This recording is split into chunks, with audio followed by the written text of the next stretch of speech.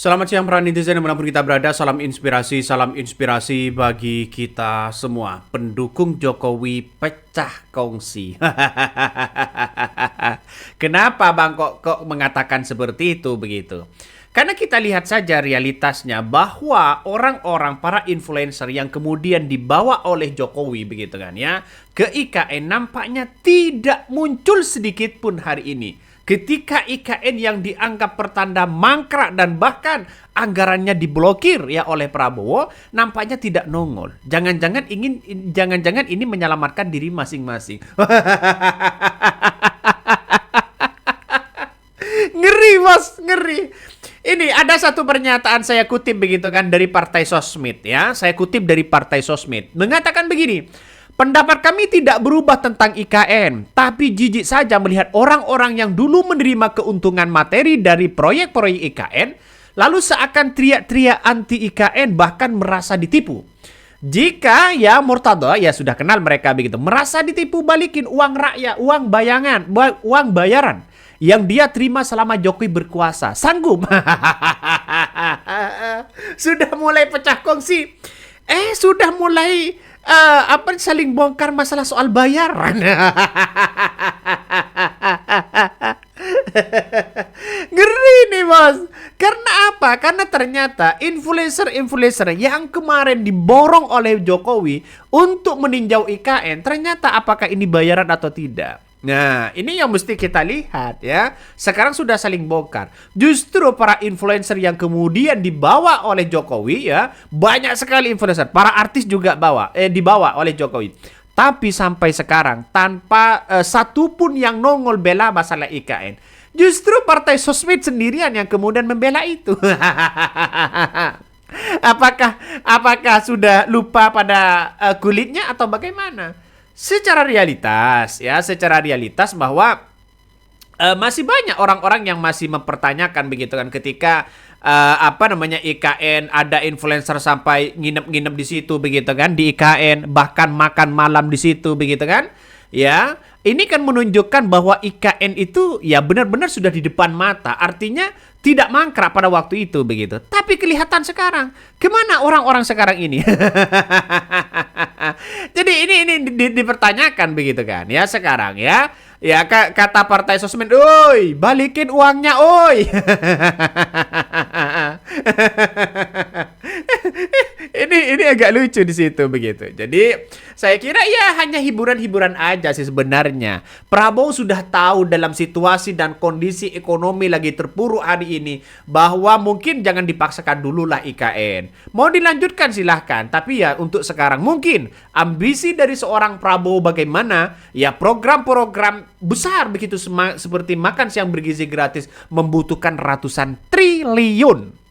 Bayangkan ya. Jadi Prabowo ini kalau bisa begitu kan 300 triliun itu dalam jangka 4 tahun begitu. Jadi saya kira bagaimana caranya? Ya efisiensi itu tadi begitu. Sehingga orang-orang banyak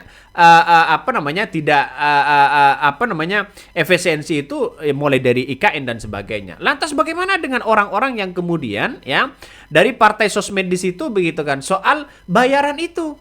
Nampaknya orang-orang yang pemuja-pemuja Jokowi dulu nampaknya sudah pecah kongsi sekarang. Ingin menyelamatkan diri sendiri. Atau jangan-jangan cari sensasi yang baru. Ini gimana? Ini gimana ya? Sudah habis uangnya, ya mana sanggup dia? Ini komentar-komentar dari netizen. Nih. Kalau nggak mau duitnya diminta lagi, ya kembalikan balik dukung Mulyono lagi. Kayak kakak pembina ini. Lah, Ani nyuruh balikin yang korupsi aja, nggak mau dibalikin adanya, juga diambil paksa. Ada pula sudah ketahuan. Nah, pertanyaannya siapa yang membayar para influencer itu? Apakah anggaran dari APBN? Apakah dari Jokowi? Dan itu yang mesti dipertanyakan. Nah, dengan adanya seperti ini, secara tidak langsung apa yang kemudian disampaikan oleh Partai Sosmed di situ benar juga begitu kan ya. Kenapa saya katakan seperti itu? Kenapa kalau sudah ada bayarannya mereka mau? Kalau sudah tidak ada bayarannya kenapa seolah-olah ya cari sensasi yang baru? Nampaknya jadi anggaplah jadi penjilat sana sini penjilat, main sana sini begitu kan. Benar juga, tidak konsisten.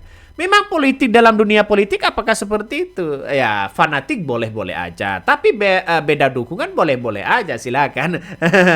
Nampaknya partai sosmed ini memberikan peringatan ya kepada pendukung-pendukung Jokowi yang sekarang ini sudah pecah kongsi sana sini, yang dulu diajak oleh Jokowi ya untuk survei ini, untuk survei ini sana sini begitu kan, yang dibayar puluhan juta bahkan ratusan juta begitu. Itu harus ingat itu kata partai sosmed ini. Jadi saya kira dengan adanya seperti ini orang-orang pasti membicarakan masalah soal bagaimana nanti begitu kan Jokowi ini. Ya karena Jokowi ini mau dipoles berbagai apapun tidak ada ngaruhnya sama sekali. Ya.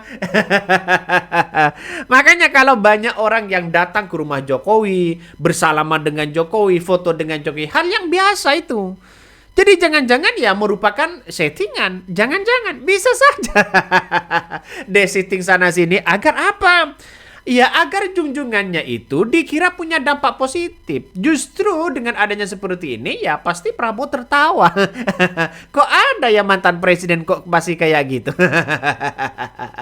Ya, secara kebijakan kan tidak ada dampaknya begitu. Sehingga orang-orang mungkin masih membicarakan soal-soal kayak begituan. Jadi saya kira dengan adanya pemuja-pemuja Jokowi dan sebentar lagi begitu kan, sebentar lagi 2 tahun lagi saya kira pemuja-pemuja Jokowi itu sudah tidak ada begitu. Ya tinggal Jokowi sendiri.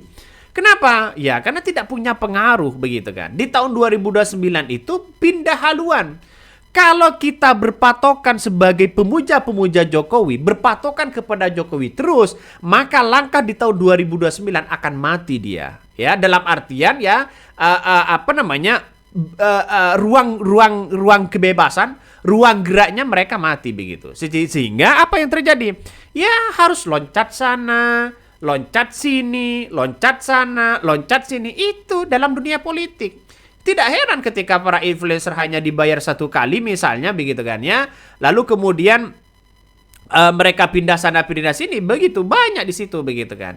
Makanya tidak heran sekarang ini ya banyak IKN ya petinggi-petinggi IKN juga mundur salah satunya. Apakah karena uangnya tidak ada? Nah, ini mohon maaf tidak ada anggaran proyek IKN di tahun 2029 ya. Jadi artinya ini kan tahun 2025 maaf. Jadi artinya apa? Artinya Prabowo ini lagi besar-besaran bagaimana caranya untuk mengefisiensi ya anggaran itu. Sehingga ini punya dampak yang sangat-sangat luar biasa. Satu sisi di ibaratnya Prabowo ini sudah punya senjata begitu kan. Sudah punya peluru di situ. Tapi ya apa yang dilakukan oleh Prabowo ini justru tidak tepat sasaran. Kenapa saya mengatakan seperti itu? Kalau lebih efisiensi waktu, efisiensi anggaran, kenapa anggaran DPR, tunjangan DPR sana sini, kenapa itu tidak dipangkas begitu? Bagaimana soal kementerian di kabinet? Apakah itu juga tidak dipangkas? Seharusnya kabinet itu dipangkas. Kalau bisa kabinetnya menjadi 17 kementerian. Jangan lalu kemudian ya keliling sana sini banyak, tapi ujung-ujungnya yang kerja tidak ada begitu. Coba kita bayangkan saja, jangan-jangan hanya bagi jabatan. Ya saya kira dengan adanya seperti ini, masyarakat bisa melihat begitu kan, ya di era kepemimpinan Prabowo. Jangan lalu kemudian tambah utusan ini, tambah staf sus ini begitu kan. Ini kan gimana logikanya? Menambah staf sus itu justru menambah gaji. Ya kita lihat saja realitasnya begitu. Jadi itu diibaratkan Prabowo punya senjata, punya peluru, tapi tidak tepat sasaran ya. Apa dampaknya? Ya banyak yang PHK massal dan sebagainya. Ngeri bos, ngeri ini ya. Oke mungkin itu yang kami sampaikan ya. Tonton terus channel Hodari Podcast Rakyat ini. Jangan lupa di subscribe.